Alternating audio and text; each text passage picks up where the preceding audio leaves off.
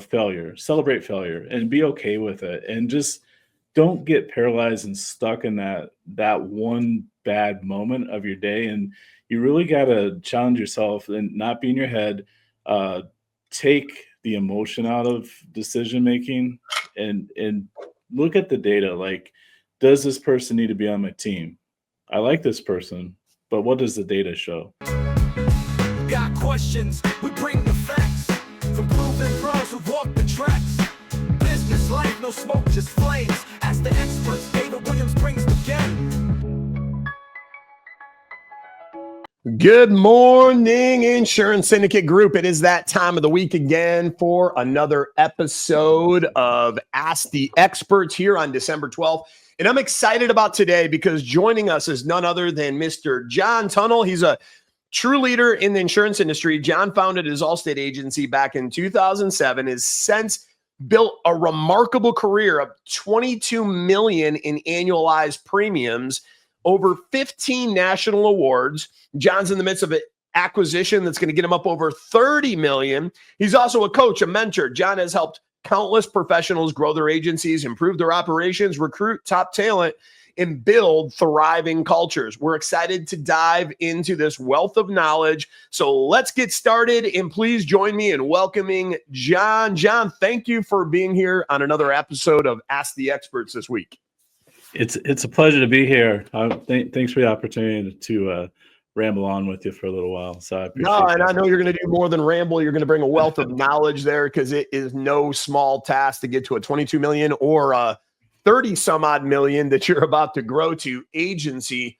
Run all those different components while you're serving and supporting other agents out there. So I have no doubt the value on this call is going to be instrumental. So everybody, sit up front, take good notes, and make sure, as always, if you're watching this live or you're watching the rerun, to give John lots of love during the call. You can do that through making comments, making emoji, or just engaging and asking some questions. But I have a question to start out with today, because I'm always a firm believer. I say this all the time: success leaves clues, and failures also leave clues. And given the fact that you're engulfed in the insurance industry, and that's what our audience is all about that's in here, and you work with so many other insurance agents, those insurance agents come to you for a reason. They're probably not where they want to be in their business, or they're maybe winning and they hit a ceiling and they're looking to go to the next level. So while success leaves clues, and you look at people like yourself that are absolutely knocking the cover off the ball, you'll notice a lot of commonalities between successful agent to successful agent to successful business owner to successful business owner. But I've also realized that when people aren't getting the results that they desire and they want more out of their business, there's a lot of commonalities there. And that's where I want to start today, is when you're working with the agents, or maybe some of even the challenges that you faced yourself. What are some of the common problems we could dive into starting in the call here that you see agents getting stuck, that's stunting their growth from really getting to the next level and being a true operator of their business? I think that's a great question. So there's a lot of different ways that you can answer that, right? So I'll start with my experience starting scratch in 07. And I always had the desire to grow. And I think a lot of agents have the desire to grow, but I think sometimes we get paralyzed by fear and Yep. I don't know if I start to spend this money, will I have enough money to pay payroll, that kind of thing. So the struggle is real. At some point, cash is, limited, especially in the early days. And I think back, I'm thankful for where I am now. I remember my first December in 07, our son, that was his first Christmas. He was born in September.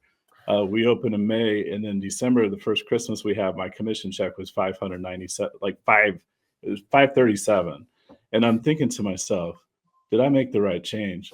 And I think, Dave, I think the difference is if you're committed to it and you learn from every mistake you have. And I've made billions of mistakes. Like every day I make a mistake of some sort. So I think, just not being paralyzed by the mistake and just taking action to get you, like a lot of people will make excuses and, oh, I can't do this, I can't do that. And I think and I think that's the entrepreneur is always going to try to find a way to figure out how to get out of that funk and how not to be paralyzed, take action, and overcome that challenge.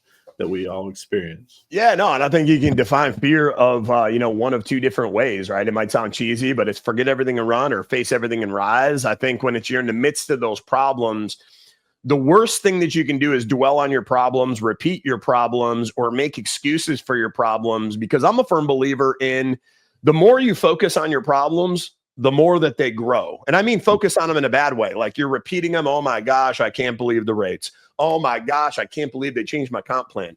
Oh my gosh, how am I going to survive? Well, if you're in that mindset, I've always found like where your attention goes, energy flows, right?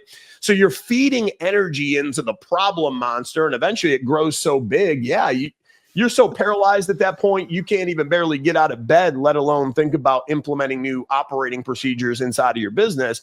But the beauty about it is the opposite rings true. So when you focus on the good and you focus on the solution and you focus on having a positive mental attitude in which we engage our problems, because I mean, hey, if they change compensation, you might not be able to control that. Well, how can I increase volume, and what do I have to do to maybe add in more staff or more marketing? How can I lean out my business so I can get my bottom line to operate at least equally what it did before, so I'm not at a deficit and I can grow through that? So I think the more they focus on the solution and surround themselves with other people that are solution oriented, it's another cliche thing. You're the average of the 5 people you surround yourself with the most. If you give your energy to problems will grow. And if you hang around with other people that are problematic, that are focusing on their problems, well, you're going to exist into an ecosystem that's all like negative, and it's just going to take you back farther rather than propelling forward. And when you're dealing with that with an agent, what is the thing, maybe if you could think to an agent that was in that place, that were focused on their problems, maybe a little bit negative, do you have a Cinderella story of somebody that flipped the script and they started thinking differently, doing differently, operating differently, that started to get a much different result?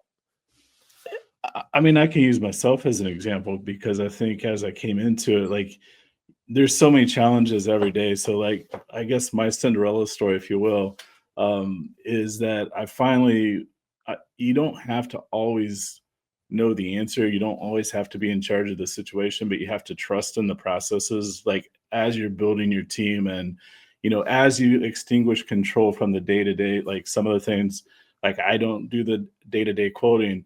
Do I know how to do it? Absolutely. But I don't want to be like out of touch where I can't explain it to someone. So Yep. I think just being open-minded and to change and to challenges and be ready to implement, act, and take action and activity is a huge thing. And when I work with, other agents, like I think it's true. Like you really have to protect your mindset too. And you have to protect yourself from that energy, like the energy vampires. Like if you're working with someone and they're not going to, take action and they're not going to make changes, to me, it's like the investment of the time. Like somebody else can benefit from the time with me and I can benefit from the time with them, because in the heat of, working together, working with your team, working with managers on the team, like a lot of great things happen. And I'm always a student of everything. Like I try to learn something new every single day. I still make mistakes every single day. Like it's not, you don't get to this one part where you're just like, okay, we're here. We can rest and relax. Like we got 13 business days still to go. We're trying to kick off next year. Like it's a crazy time. But I think, just having the mindset where it's okay to make mistakes, but you got to learn from them and move on as quickly and adapt to change as fast as you can. And working with other people, like I would say, like you have that negative person, you're just like, man, this is going to be a huge challenge. But then, I coach sports, youth sports, and you see that as the kids start to practice and they get better and better, the same thing can happen in your agency. I had a staff member that used to be very hung up on leading with liability if a person had, lower limits of coverage, because he's like, well, I can't ask them how much he has on the umbrella because of this. I know that he only has the low limits, so he doesn't have an umbrella. But, as you adapt and practice and he got better and better, now he's our number one person when it comes to selling the umbrellas. And, to me, that's a Cinderella moment where you're like, That's awesome, man. Like people are growing from the investments of time and also like just guarding your time because, you know, at some point there's a give and take for everything and time is something you'll never get back. So if I'm just going on a call with someone just to, you know, offer, hey, this is what's working with us, and I share everything. Like I'm not going to guard like trade secrets. Like it's pretty simple. You talk to people, you quote people. Guess what? Yep. Sometimes you'll actually sell stuff if you ask for the sale. It's no silver bullet. Everybody's always looking for, oh, what's that one thing that you have to do? You have to talk to people. Like this is a people business. It's relationships. You have to solve a problem for that person and take good care of them. And it's very rewarding to see people, whether it's an LSP or agent that I'm working with, or even myself, see the growth that is possible just from taking action and continuing to train and get better every single day. No, I love that. Love that. And really what I'm hearing out of you is effective leadership, right? I mean, that's really what it comes out to, being an effective leader. And I think that's one of the things that people really need to get clarity on, because what will happen in the beginning of your business, it's very easy to fall in a place of overanalysis, paralysis. It's very easy to be in a place of fear because it's new. You're learning something new. And what people will do that I see from a behavior standpoint, as opposed to stepping into the leader that they're meant to be to lead their ship, they go into a role of comfort. And you see the agency owner, they're taking customer service calls. You see the agency owner and they're doing these things that really like a, $15, $16, $20 an hour employee should be doing while they're leading the agency. And then what they don't understand is they can tell their people to do everything until they're blue in the face. But from a leadership perspective, they're watching you, all eyes on you every day. And what they're really hearing and seeing is two different things. If they hear you say we need to focus on results, but that agency owner is focusing on putting out fires every day, well, what's the team going to do? They're going to be focusing on the same fires and nobody's going to be focusing on the bottom line, and your ship is going to hit an iceberg because there's no captain manning the helm. So I actually have something I like to call step up for leadership, where it's the S stands for, serve your team first. Figure out what are the tools that your team needs. How do they need to be led? What are the things that you're holding them accountable to? And then serve your team to be able to empower them to get that done. And then the T is for trust. Build credibility through consistency with your team. You got to show up every single day, be consistent. E for empathy, to understand, hey, what are your team members going through and what is the unique support that they need to get there? And then P for progress, so that you're always driving them forward. You're finding out, hey, what is your team's edge, right? Like you said earlier there, you know how to quote, but you don't quote anymore. You had to do it for a period of under time to achieve understanding, because had you not had understanding, you wouldn't know how high is the bar, the barometer of what's possible, how low is low when you're looking at low productivity. But because you did live into that for an extent, you understand the barometer, but you grew out of it as a leader, but you know how to now hold them accountable in that particular role. So when it comes to leadership, what would you say is one of the single most important things for you inside of your agency that you could share with the audience today that could help them better lead their ship? I think that's a great question. That could take up the rest of the call, probably. Right. So there's so many different angles. I think, when it comes to leadership, like for as size agency that I am, I have to build a good, strong leadership team. So I have a really strong core. Got one of they are the best to me because that's the only ones that I have, right? So I've got the best sales leader that I could possibly have.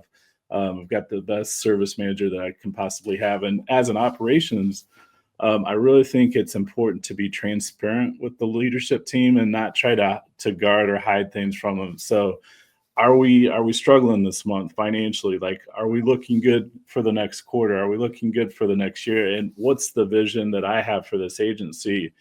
And are we all on board and working together as a team to achieve those goals? At a smaller scale, I think I think back to when I really struggled, I think I had that, I really was a jerk, I'm like, okay, well, my name's on the door, so I'm in charge, and I'm going to be a butthead to anybody that challenges anything right.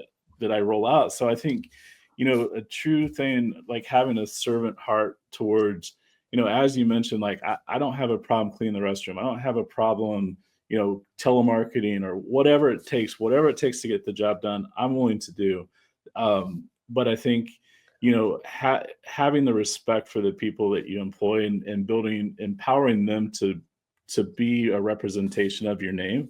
Like, I think that was really a challenge for me from going from a smaller agency to the growth mindset. It's like, I can never grow without having a team empowered to do things that I was doing each day. And I think, to become a leader, you really do kind of struggle through that over time. And I think that's the challenge a lot of people have. It's like, well, it's never going to be done as good as I do it, or they're never going to quote this person as well as I can. Once you relinquish control, it's amazing how soon things just start to take off. And, some of the best days are when I'm out of the office, not intentionally, like I'm not out of the office to play golf or anything like that. I'm like actually at a community event earlier this week, and we have one of our best days of production.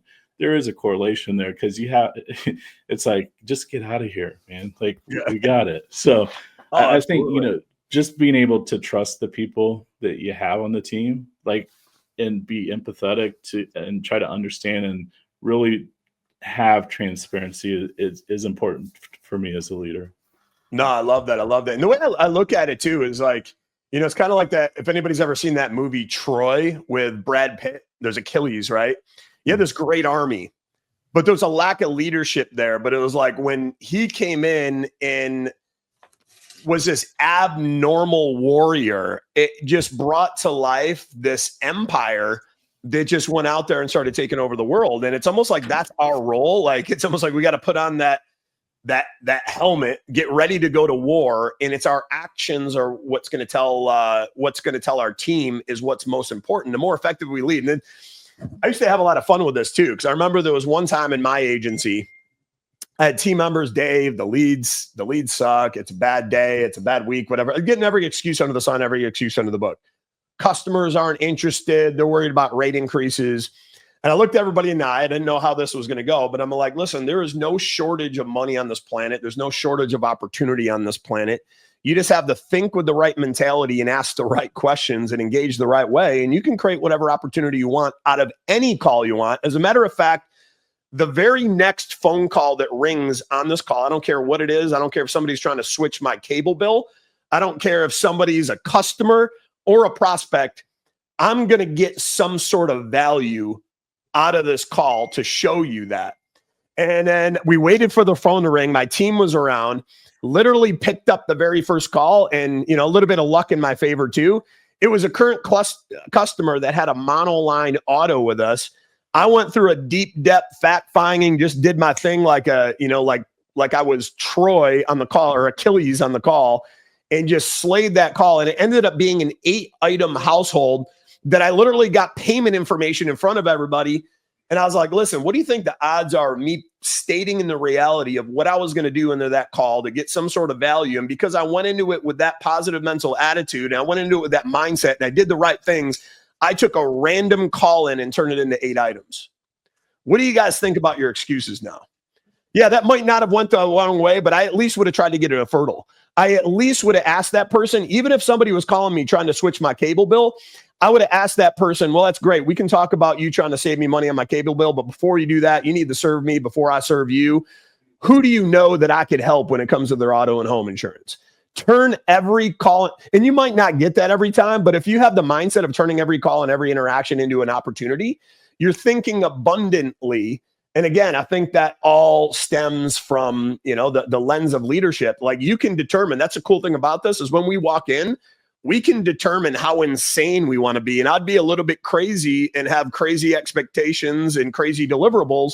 But then my team got a little bit crazy around the right things and started showing up at a totally different level. I think, that's a great example, like mindset and the difference it makes when you really go into the day with a vision, right? Versus just kind of winging it. Like we're very intentional every day on it. We have a morning huddle with our team, and we're always asking, like, hey, Dave, what is your goal today? Andy, what is your goal today?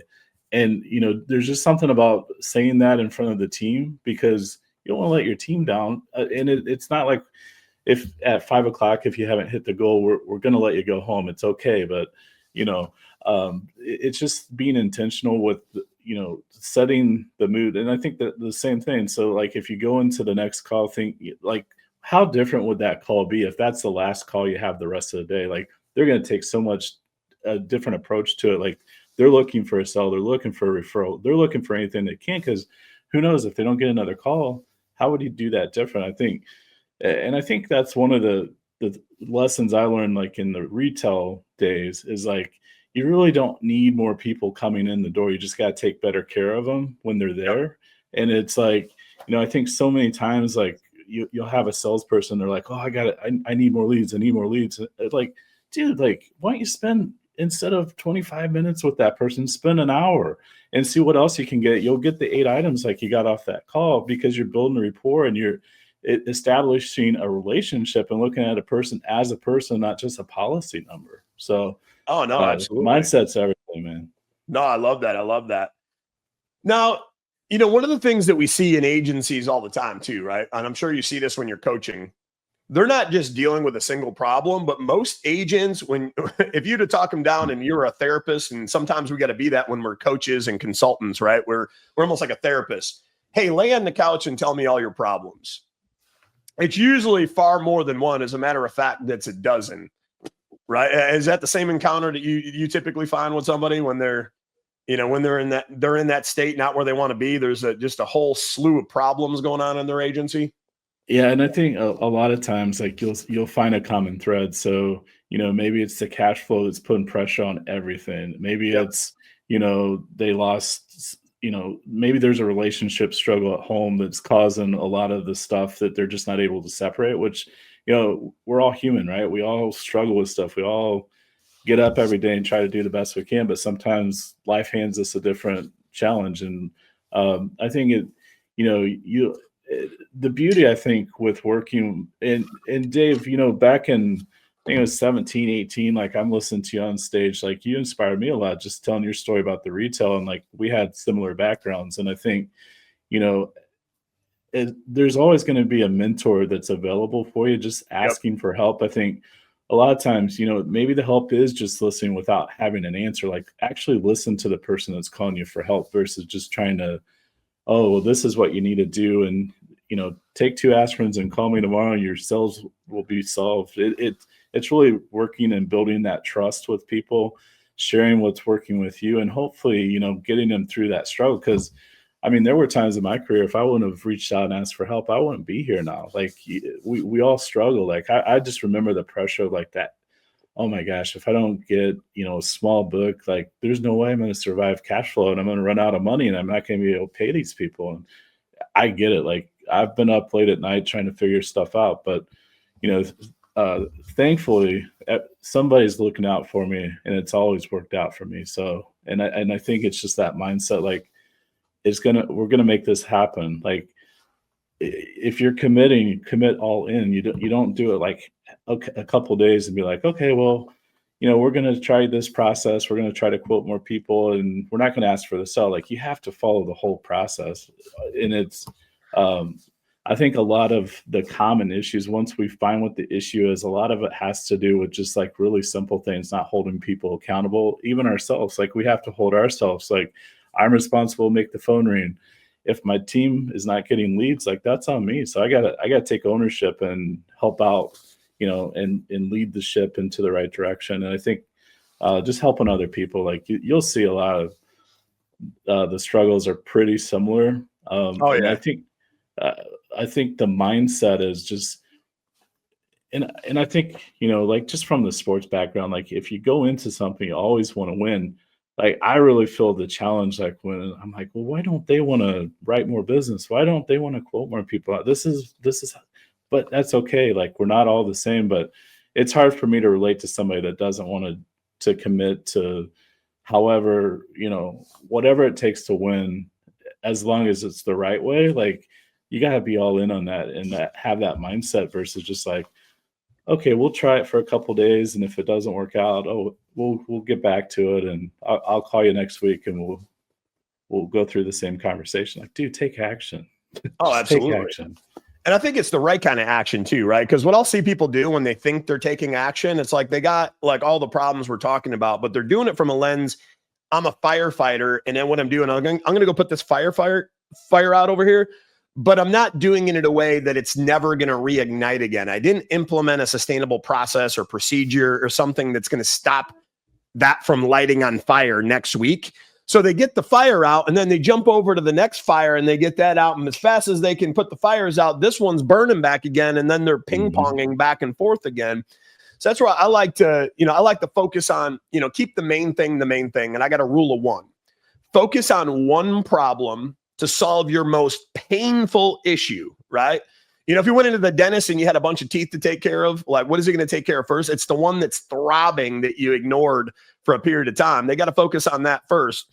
Once you figure out that one problem, build one system. So we're talking about a system. We're not temporarily putting a flame out that's going to reignite. We're going to put a system in place that's going to keep that problem at bay, and then deliver one promise, a set of expectation that you can over deliver on. And if you got one problem, one system, and then one promise, and you handle your problems in that pragmatic way, like, you're going to have a whole lot of less problems, because what you're doing is and that's what we do in all of our companies, is we build infrastructure around the problem that curates it, not for the temporary, but for the long term. And would I be curious with you, out of all the problems that you see, what is one of the main problems? Like, you see it and it's like, man, almost every agent I talk to, this is one of the most glaring things that they have, causing them the most amount of pain. And then what that one problem is, the one system you recommend to solve that problem, and then how they can, continue to keep that problem all at bay through the proper expectations. I think that's a great question. And again, there's probably about 20 different answers here, but I think that the common struggle that I see is staffing, right? So like, people are always struggling with trying to find the right people and the right personalities. And, there's a lot of people that kind of get in their mind, they have to have this certain person that it checks all these boxes. Like, it can only have this carrier experience. It can only be, a person in person, or it versus remote, or like, they get really hung up on the little stuff, which, you guys offer a great product with Team Hired that's helped me build a good team. And I think, just finding, like, I've tried to do the hiring myself, and it's never as good as just having someone like hire the expert. As good as I am with trying to tinker around with plumbing, my wife will kill me if I don't actually get the plumber out to help fix the shower, because I'm going to break it. So, but I that the hiring challenge for all of us in the industry, like, that's where, like, those niche markets that you guys help provide solutions for, I think are very helpful for us, like, as an agency owner. No, thank you for that. And I guess that's a good place to go into too, right? Because I think everybody, even outside of the insurance industry, I've always seen that everybody's got a people problem in some way, shape, or form. They have a problem finding the right people. They have a problem coaching the right people. They have a problem getting the right people to show up to an interview. All of those different things. What is one of the main things that you see when it comes to attracting great talent that's getting in the way from people, agency owners specific, that's preventing them from getting that rock star to join their team? Honestly, like, I think people are just kind of being unrealistic with what people want to make, and I think that they're not willing to invest. They look at it as an expense versus an investment. And I think, Exactly. like, if you talk to them and you're like, hey, I got this book for sale, $100 billion in premium, how much are you willing to invest in it? And they're like, oh yeah, I pay, whatever times premium. But they're not willing to put that into their comp plan for new business for their own people. It's just like, to me, it's just like, dude, like, where's the disconnect? And I think, they have an unrealistic expectation that they're going to find this great superstar without investing very much money. And I think, the beauty of our comp plans at different carriers is you can always attract the right people, offering, at the more that they sell, the better rewarded they are. Like, who in sales is not wanting to make as much money as you possibly can? And I think a lot of times they just kind of limit that and be like, okay, we're only going to pay 4% commission on all their sales. And like, a superstar is going to look at that and just be like, I don't even want to accept the interview. So, 100%. and just like, the benefits that you offer, I think, is one of the challenges, I think, too, is people look at, the investment they're making in the team member, but they don't take into account, hey, I need to buy leads for them. Yep. Like, and especially like with the remote employees, like it's not like they're coming in with all these local friends that they can take off right off the bat. And it's like, you have to invest in telemarketers. You have to invest in like, what don't you have to invest in? And they just want it all. And the biggest thing I think is like they have all these ideas what they want. They've never put it down in some type of a process and communicated. They're not willing to invest time training the people on the sales process and stuff. And they're like, well, why didn't you get 100 items your first month? And it's like, what? You didn't give me leads. You're paying me pretty crappy compared to Waffle House. Like I could get a better gig at Waffle House. And so it's like you can't have like a minimum wage expectation when it comes to true sales champions, if you will. I mean, we have sales team members making well over, a comfortable lifestyle. And that's rewarding to me because I don't want to have people that are struggling. Like if you're not selling, you're going to be struggling. If you're writing stuff, we're going to take great care of you. And I think for me, it's like if I'm willing to invest in another agency in a few months, I got to be willing to invest commission wise and, not be skimpy when it comes to sharing the new business opportunity that some of the carriers are offering. No, and I love that. And that's honestly right in alignment with what we do at Team Hired, because when we were coming in there, when we first started the company, we were facing a lot of, the same challenges everybody was, right? And when we really dissected it, like even from our own clients, there's not enough quality. People are ghosting me. What's going on with the market? While we found some of that was true, really what it came down to is we found that there was one or multiple holes in the foundation of the hiring process that were really causing the breakdown. Well, yes, the job market is a bit more challenging. It's adapted. But what layered on and magnified those challenging is, to your point, the wrong compensation plan, right?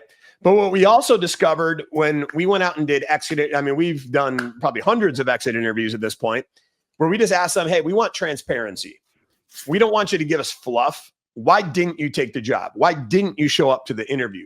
And we want the best thing you could do for us is be completely authentic. And that's how we can help our customers get better. And that's how we can get better. And it boiled down to, we came up with our 3 C's. One was compensation. They either weren't paying competitive enough in the right market. We saw some people in California, they're trying to give a $30,000 base, and that somebody could go up to Walmart up the street and make 50% more than that just from a base perspective. And then when you analyze their upside and you do the math on it, like they could be a killer, a top performer, and they're struggling to make 50, 60K a year. But then another thing, they could have a great comp plan, but they made it so freaking complex. It was like a manual. And then they had to go home and like get a decoder ring out of the Cracker Jack box and try to decipher the manual and then figure out, hey, how do I get paid? And imagine having that conversation with your spouse. Well, I'm the provider. I got to help support our family, but I really don't understand how I get paid. I'm going to probably take like another opportunity that kept it simple and I have clarity of how I'm getting paid. So what we came up with was our 3 C's. So compensation, keep it simple, stupid. You got the 1-page comp plan. It's like a 5-year-old literally could read it and understand it. And then given that most of these positions are performance-based, lay out and extrapolate the math for them, because most people in the world are not good at math and they can't go on and decipher. That leaves a level of uncertainty. So give them hey, if just to stay in your seat, minimum expectations, this is what you need to produce. And if you do a minimum, you can expect to make this per month and this per year. But that's not why I'm hiring you. You know, and I know you're not a minimum performer. Average performers make this per month, this per year. And in top performers, and we encourage people, think outside your agency, because there's always somebody else in your state that's probably doing more than you. And I like to imagine that as the bar, not within my own agency or operation, but who else is doing more than that? Because that's what's possible. And then extrapolate that to them. Well, this is what the top person in the state is doing. And if you did that, you would make this on a monthly basis, an annual basis. So that gives them clarity, comfort when it comes to the compensation plan. Another thing to your point was the benefits, right? But a lot of agents are like, well, I can't afford benefits. I can't do it. I can't afford. They're not looking at it from an investment standpoint. Well, even if you can't afford to put a health care in place, this is what we found to be incredibly effective. Bake it into your model, right? So then maybe you don't have a health plan in place, but yes, we do offer benefits. Always say yes to that question. The way we offer it is we give you a $250 stipend per month so you can go out into the healthcare market and you can actually buy whatever you want, or your spouse can get the benefits and your $250 that you're going to get as a stipend can pay for your spouse getting the benefits. So it's another way of reframing it and saying yes. And then when it came down to the next C, it was culture, right? Because people are spending more time in your agency or in your business than they are with their own families. And they will see the things that you, and I think all of us as business owners get blinders on at times. We come into our operation and we let this slide and somebody's got garbage on their desk. We forget to change a light in the light bulb in the office. And now all of a sudden things are like half dark in the office. People got garbage on their desk and we're not reinforcing a positive mental attitude. So it's not really an engaging environment. We start to get desensitized to that, but sometimes we got to walk into our operation with a clean lens.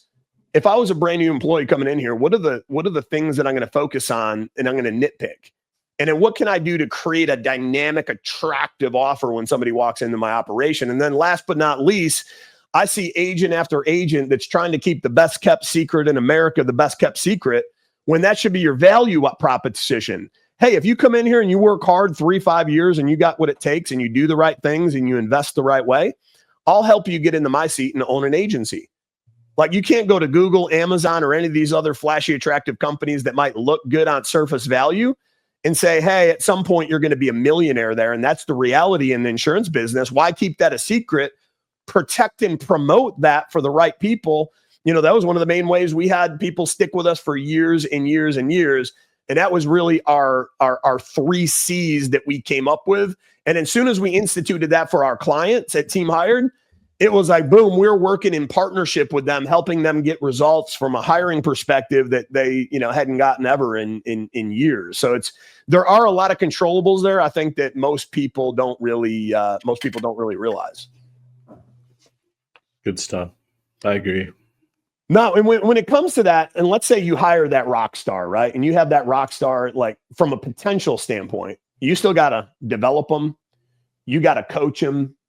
You got to get them to that point. So maybe you got somebody, they worked at Verizon Wireless or they worked at a car dealership. They're an award winner. So they got it in their DNA. I'd be curious what it looks like when you find that right person.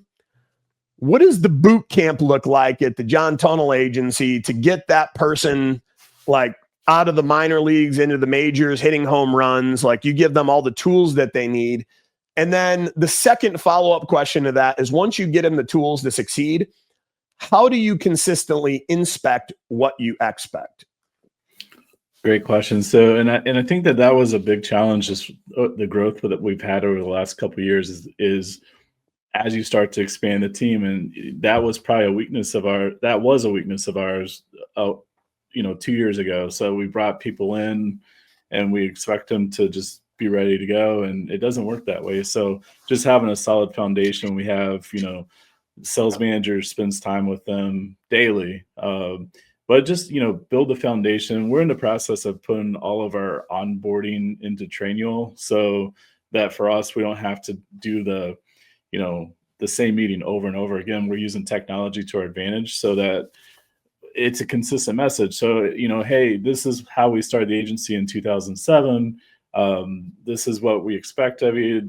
This is why you should take great pride in being here, that kind of thing. So we're telling the history of the agency one time versus, everybody telling a different version of stuff. So just to have a consistent onboarding, experience, working with them. I think, the struggle is you're going to be challenged when you do get those high producers because, they have a different need, and you have to be able to take time to help develop them. But I think, if they have it in their DNA, and I think, you see kids that have potential in sports, some of them either really want it and some of them choose a different path. And I think that's okay. I think if they make, if they want it more than you want it for them, then you have to be all in and help support them, coach them, anything that they need, just be of service to them. Like I look at the sales manager role as basically like, hey, you're a liaison to help them grow. Like I'm not expecting you to sell stuff, but I'm expecting you to get them to that next level, help coach them through, their struggles. But you really find people that produce at a high level do a lot of things. So how do we go back and inspect that? Like you have to have somebody on your team looking at applications as a compliance hat. Like you can't wait for your carrier to be like, hey, by the way, you guys are on the list. Yep. Are running a bunch of reports and you shouldn't be doing this. Like we have to, is it legit, and just always kind of look at a lens of, I'm not saying we don't trust them, but you need to verify that the information's correct and listen to the calls. And if you're hearing stuff, just really working with them, coaching them in real time. And I think as as they go from that Zoom, a couple days right at the beginning, they start to kind of get the training wheels off of their bike. They kind of get our foundation. We still use the CWC platform in our agency every day just to get the training. We've used the Cardone stuff. I mean, anything that gives them some type of training in addition to the one-on-one stuff that we're offering with them. Yep. That's kind of how we do it. But I think that's a challenge for a lot of agents too, is just trying to figure out like a two-man shop. Like it's really hard for me if I'm selling stuff to take time to teach it. So it's like, how can you define the process and have technology like Trainio that way? Like if I'm the one that's selling everything, if I get off the phones and I'm helping train you today, like we're not going to have any sales. So it's like, how do you build that team? And that's the thing you kind of got to look at. And that's one of the things I did. Like I had a vision of what I wanted. I just had to start to hire to that vision, but you need to have kind of a plan of where you want to get to. And then, what tools do I need to help me get there? I need somebody to train. Okay. Well, I can't train everybody, with answering calls and all this stuff until I get to a certain level and have other people to answer calls. So like, let's define, let's tell the story. Let's have, hey, you're going to watch these videos, map it out. Like, hey, Dave, today you're going to watch 10 videos and we're going to work on asking for the sale at the end of today. That's your game plan, and have that game plan for everybody. So you have, a 30-day onboarding experience versus just, hey, just start making calls. And if you get a quote, I'll help you out. And that kind of was our process. So just really trying to define what it is that you're struggling with and trying to help, think outside the box. Like this producer might need this, but you can't be so rigid that, okay, well, we never talked about that. And they have questions about, I can't talk about that till day 3. Like you can still help them out. Like if they are struggling with something. Oh, no, absolutely. I agree. And that's the reality. There's a lot of businesses that out there, they are that, 2-man or 2-woman operation, right? Or they got 3 people and they feel like, hey, I have to do it all. How do I even do it? What I've always found is just what you're saying there, right? It's like, you got to keep the main thing. There's going to be a lot of noise around you. And you might need, if you're in that particular situation, you're that agent that only has 1 employee and there's 2 of you there. You might need to drop a couple of the balls you're juggling. You might need to like deprioritize them. Like, hey, you know what? We can afford to let this fall because we got to keep the main thing, which is our service experience and revenue. Like to me, that's the main thing. And if you can come in there as a leader every single call, yeah, you might have responsibilities as one of the only 2 employees in your business as the leader. But while you're on that call, you could be thinking about the main thing. Like, hey, what other lines can I get? How can I frame this conversation to cross-sell deeper in the household? How do I get referrals? How do I get an introduction to their mortgage broker, their realtor, whatever that might be? How do I maybe phrase the question, who do you know that I should know? If you thought my service was impeccable today, which I appreciate that feedback, who do you know that I should know that I could provide that same level of service to, and they could stop getting poor service on their insurance policies? I'm sure you have 300 people in your phone. I would never expect you to give me all 300 of your contacts, but if you could think of 2 or 3 of them today, I'd love to get you some gas cards out to fill up your tank. And if every call to an obsessive nature is all opportunity focused around the main thing, how do I provide an incredible experience while I'm on that call? And then, oh, by the way, how do I ask for opportunities And if you obsess over that, I think, even if you're that one-man show, two-man show, woman show, like you're going to get results. But by laser focusing on that, now all of a sudden you get a place of, hey, we got a little bit extra this month. I can finally hire that third person. Mm-hmm. And now I can start to dissect my time. Where am I spending my time where I shouldn't be? And then that person can start to take over, and you can start to build your way out of the hole rather than perpetually remaining in that ditch that so many business owners just constantly dwell in for, months and months and months and years and years and years.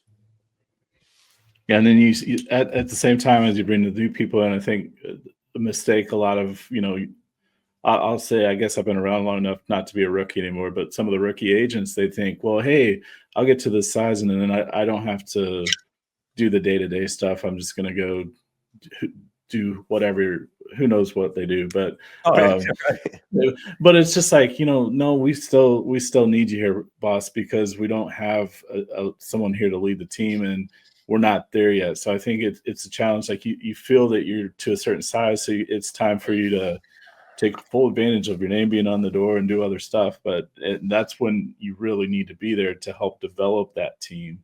And I think, the mistake a lot of people make is they have it all up in their brain, but they don't communicate it well. So they, listening to you, Dave, you can tell you've been trained very well to look for that opportunity in that call, right? Yep. How do you get everybody on your team to have that same passion and the same vision? And if you don't communicate it, if you don't train on, like, take a video and say, hey, I'm on a call. This is what I'm looking for on this call. And it's like, man, like how many salespeople don't ask for a freaking referral? And like, what a huge opportunity that is. Like, I think the data used to be about 80% don't ask for a referral, but the customer would be willing to give it. Don't fact check me right now, because that's just in my brain. It's like around 80-some%. But it's like, if you just ask for help from people are willing to help you. So, hey, Dave, thanks for your time. Like, is there anybody, could you help me? I'm trying to hit my number this month. Like, is there anybody that that I could quote today? Like, if most people, if you take good care of them, they're going to help you if you ask for help. I don't know any, unless they're, I don't know, like most people are willing to help. Sometimes in Chicago, you'll get somebody that might not want to help you. So you just don't make eye contact and walk past. Andy could probably speak to this too, because Andy, you're living that like day to day. Like, how often do you have to do, hey, ask for help? Who do you know that I should know? Like reaching out to other agents. And then what does that look like? That obsession over, you're searching for that abundance that exists out there, and you seem to make it happen every time. I'd love to hear firsthand from you. Yeah, I think, people are going to follow your confidence and your conviction. And so part of it is just getting the reps in, and like you're talking about obsessively just doing it on every single call. I think you do it enough that it just becomes like an unquestionable step that you've got to do, and it'll become so natural. I think everybody's got their own way of asking it though. Like I heard you guys both ask it for a referral a little differently. That probably fits like your personality and your profile of like how you feel comfortable with people. So I think it's about just doing it enough and finding your own voice. Like if you're a producer on this call, maybe follow your agency owner or your top producer's word track, but then like make it your own, because I think when it becomes a comfortable part of conversation, that's where I always used to get hung up, is somebody told me to ask it a certain way and it didn't feel natural for me. So I just didn't ask. And you've got to find kind of your own way to do that. And I'm a big believer also of just like role playing with family members, role playing with people you're more comfortable with. Because sometimes, like, my wife probably drive her crazy. She could probably hear me right now, but I'll role play sometimes with her or with my son, like just getting the reps in and practicing. But at the end of the day, like to your guys' point, when you look at the mathematics of somebody having 300, 600, 1,000 contacts in their phone, I think you've got to understand that if they don't give you a referral, you should be willing to also lean into that. And this is something I learned in a previous role, where it was like, if you're going to ask a question, get an answer to your question, because the moment that you start asking questions and you're not getting answers, you're going to lose belief that you can get answers to the questions you ask, if that makes sense. So being willing to like ask the question. And if they're like, well, I don't really have anybody right now, like, oh, I didn't mean anybody that like today would buy, but like, if you had to guess at like one person that maybe in the next 6 months would want to chat with me, like who would that be? I think that exercise and muscle of like leaning back in Because once you get an answer to your question, it reinforces when I ask questions, I get answers. And I might not get an answer on the first time I ask, which just means I need to ask a little bit different way and a little bit different way and kind of exhaust that situation until I know that I've done my best to get it. So I think also just getting in the habit of like getting answers to your questions that you ask, referral or not, all your questions, you should be in the practice of getting answers to your questions, because otherwise you're just not in control of the conversation. You're just wasting your time basically if you're not getting answers to that question. So those are a couple things that I've learned over the years. I love that. And then here's the thing too, right? When you're thinking about like the environment we live in, right? I think everybody in this call would agree that when we go out and experience customer service in this new world, like especially since COVID, that all the challenges that are out there, from hiring challenges to training challenges, everything else, I think it's boiled up to that there's a lack thereof of service commitment that's out there, and people expect bad service now. So how do you use that for your advantage? How can you be the breath of fresh air that they haven't felt in months and years from a transaction, making it relationship based? How do you go so far above and beyond and test different things on the call that you are the bright beacon of their day, that they want to go brag about that experience? Because if you can craft it enough, that becomes your superpower, and they feel bad about not giving you a referral. They feel bad about not giving you all their business. They feel bad about not sending their mom, their grandmother, or whoever it might be to you. You could even get more creative. Hey, did you how would you rate my level of service that I gave today? You know what? You were over the top. I've never experienced anything like that in my life. That was phenomenal. I love you guys. Well, hey, if I were to craft up a social media post for you so you don't have to do the work, you approve it, and I'll give you something to post out to your people of how we served you, would you mind doing that for me? Imagine that. And now they have, most people at least have like 500 to 1,000 friends, and you can get every customer to do a social media post now. That's better than a referral, because on that thread, they're probably going to they've never posted about insurance before in their life. So that first post, they're probably going to get about 10 people to come forward. And now you can turn them into a lead thing. And then boom, all of a sudden, hey, you know what? Look at laws in your state, RESPA and all that good stuff, but you're just paying for a name at that point. What if I give you a $10 gas card for every one of those people that posted on their thing? And then all of a sudden they do one post that took them 30 seconds and they got $100 to fill up their tank for the next month. Like, you're going to look like a hero, and they might want to do that more and more. But all of a sudden what you're doing is you're taking your customers, you're serving them differently, getting their attention, and then turning them into like big bug lights that are out there attracting your customers. So there's so many different ways to slice and dice it. And then, the last thing that we were talking about that I think people struggle with, well, I'm the only one. How do I train? I don't have time to train. Well, of course you do. Take your one employee or your two employees, put their butt right next to you, and then show up like a maniac every day. I found one of the best ways to train is osmosis. And I'm sure you found probably the same thing, John. You just bring somebody alongside of you. There's no better way. Seeing is believing. And then through that, you all of a sudden, it might take you 6 months, but you got somebody that's 60 to 70% of your level. And how different would your agency look, or other people's agency look, if you had a John Tunnell in every single seat? Like, you'd be freaking rocking and rolling. They wouldn't have a whole lot of the problems that they're having today. They would have a lot of fun. I'll just say that. I probably am a big distraction. I like to have fun. Insurance, it can be boring, man. So like, you got to have, I think life's too short. You got to have fun in the agency. So no, without a doubt.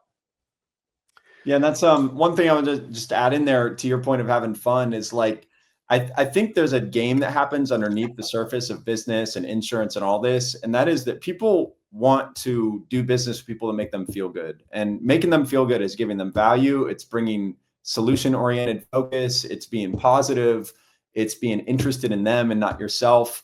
So I think that goes for both your teammates. When you're positive, when you're solution-oriented, when you're winning, when you're having fun with it, they want to be part of that. And then they're going to be more apt to listen to what you're saying. So like, I want to be on whatever that guy's on. And then even back to the referrals, like when you make people feel better and they came in at a 50 out of 100 on energy and they left the call at a 95 out of 100 because you lifted their day up, they want to spread that to their friends and families. So they might not want to connect you with somebody because of insurance. They want to do it. So like, this guy always makes me feel good when I talk to him. And I feel like my aunt deserves to feel better today as well. So just that, totally picking up what you're putting down on like the have fun with it. Yeah, the energy attracts like energy, right? So if you were to portray, hey, what is my ideal customer that's out there? The funnest customer, like, hey, if I think we'd all agree too, like how likable John Tunnell is, right? And that's why he's always attracting such amazing people in his agency, and he's absolutely crushing it. One of the best agents in the country by far. But there's something to be said about that. And if you portray that energy, I'd be willing to bet that a lot of John's customers, if we look at them, are a lot like John, because like energy and like frequency attach frequency. So if you're being that best authentic version of yourself on there, you're going to attract that. People are going to send you more of that. And what I get all the time from people is like, well, Dave, I tried what you said and it didn't work. Well, no, you didn't, because here's the difference between you trying and me trying. I do it with enthusiasm. Did you do it with a great level of enthusiasm? One. And then two, did you continue to do that and continue to fail forward when it didn't work out? Because nothing works out the very first or 10 times or 100 times, and continue to maintain that same enthusiasm. And usually there's an answer of no to both of those questions or one of those questions. And really the key is you keep at it with just relentless enthusiasm until you get that result. And I think, that's the difference I see in you, John. Like, you have that enthusiasm, you have that whatever it takes attitude. Like, you have that no fail. Yeah, we're going to fail, but we don't truly fail unless we quit. And winners always find a way. Like, that's your mantra that I see in you, that I appreciate, love, and respect. And I think your team appreciates, loves, and respect. And anybody that's listening to this call here that wants to be a little bit more like John, I think it starts with you. It starts with looking in the mirror. And how do I show up like John in your agency or in your business to be that effective, enthusiastic leader where everybody's ready? Like, people don't even need coffee when they come to work because you are the freaking 200 milligrams of caffeine that's going deep into the veins first thing in the morning. If you can get your business to that level, dude, people are going to love you. They're going to be stoked to work for you, and they're going to want to like go out and just get next level results. So no, I love it. And John, you've dropped so much knowledge here. We appreciate you coming on here. And what I'd love to ask you is like, two different things before we get into how people work with you, because I want to recognize you. I want to promote you because people should be working with you. If you had one final thing, right? One last piece of wisdom, the most valuable thing that you could leave everybody here with today, that's just going to get them walking away. And if they were to implement it, they were to do it, they were to listen to that wisdom that you instilled into them today, it's going to leave their lives better off, their agencies better off, their employees better off. And I know that might be a deep question, and you can feel free to take a couple moments to come up with the answer. What would that one thing that you would want to leave everybody with today? I mean, I challenge everybody, just get out of your head. Like, it's going to be okay. Trust that the future you can create, right? So like, be willing to fail. You're not going to become successful overnight, but you have to take action. Like, you can't just sit there and expect for things to happen, or you can't try a new process for a day. Well, Dave, it didn't work. I asked the person for the sale and they said no. Like, no, great. That's awesome. You're, 3 no's away from the sale. Like, celebrate failure and be okay with it. And just don't get paralyzed and stuck in that one bad moment of your day. And you really got to challenge yourself and not be in your head. Take the emotion out of decision making and look at the data. Like, does this person need to be on my team? I like this person, but what does the data show? I want to spend money here, but I haven't closed any business with this vendor. I like this person, but what does the data show? So really make decisions. I think we all become successful from having that gut feeling that a lot of times we're right, but I want to support it with data. So just take action, like whatever it is. Like, I struggled not taking enough action physically. So over the last 6 months, I've been trying to take more walks and try to eat better and that kind of thing. Like that's on me. Like, we all have something that we struggle with. So you got to take action. You can't expect just to show up and everything's going to change without implementing any type of thing. And try something like you suggested, try one thing until you get it down, and don't try to roll out 20 new things to your team. Or, if you're a producer, and you don't try 20 different things, master it and then move on. So No, I love that. I love that. And I mean, that's a huge takeaway for everybody. And I don't think people realize how huge that takeaway is. Like taking action, they're like, well, what does that mean? This and that. I think action, that's one of the biggest things I see in people that they lack, because they get caught up in this paralysis and they don't know how to get out of it. But they look at other people taking action, and I think there's this comparison envy. Well, how could I ever do what they're doing? They're so far ahead of me. Well, stop comparing your day one or year one to somebody's year 10. Your situation is your unique situation, and you're competing with you in the mirror. So it's really about taking your unique level of action to make you better, your agency better in your particular circumstances. And sometimes you might be so deep in a valley. Like I'll do this myself sometimes. If I'm overwhelmed, I'm feeling stressed, I got all these different things and I feel like I'm getting paralyzed. Sometimes you might need to take action and just go make your bed. You might need to go clean the house. You might need to clean your office and then go out for a run. Start doing little things, but it's almost like in your psyche, you start to break the inaction cycle and you start to get a little bit of momentum in certain areas. And then all of a sudden you show up to the office with a different pep in your step because your environment is different and you feel like you got momentum in other areas of your life.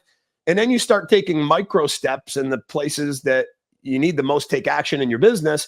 Those micro steps turn into strides. Those strides turn into and that's what I like to call momentum. Most people I see that are struggling, they lack momentum, and it's a symptom of inaction that stops that momentum from forwarding. But action can be little tiny steps that evolve into big strides that get it there. So I absolutely love that takeaway. And then, last but not least, I want to give it to the floor as long as you want to talk about how does somebody work with John Tunnell? How do we follow you? How do they find you? And what does it look like working with you if somebody's looking for a great coach like yourself? Because you didn't just do something like mediocre or good, like $2 million, $4 million agency. We're talking about, big time numbers up over 30 some odd million. A thing or two about a thing or two. How could somebody work with you in that capacity? Yeah. As far as the Craig Wiggins coaching platform, I'm a coach with CWC. So my information's on the platform. That just look John Tunnell. I've got 2 L's in my name. But if you want to look at some cheesy Instagram posts, I've been putting together my own content, my friend Nick Saka has put together a great program in teaching social media stuff. So on Instagram, we're on Tunnell Agency is our handle. So out there, they can always DM me through the platform if they have questions. And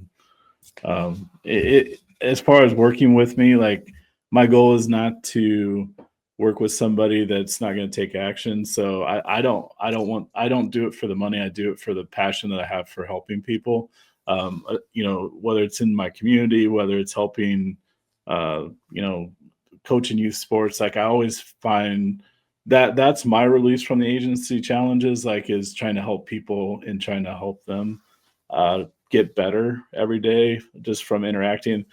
I'm not the most flashy guy out there. I'm not going to get up there and, toot my own horn, but I do know enough to get by in a daily basis, and I'm here to help people. So, and that I have been fortunate enough to have the platform to do that with Craig. So, no, I love that. I love that. And anybody that's listening, John is a very humble man. John is just way more of a superstar than he even talks about himself. I mean, if you're really looking somebody to kind of dive into the business, hold you accountable to doing the right things that will help you get to the next level. Because anybody that's looking to get better at anything in life, I am a firm believer you need a good coach.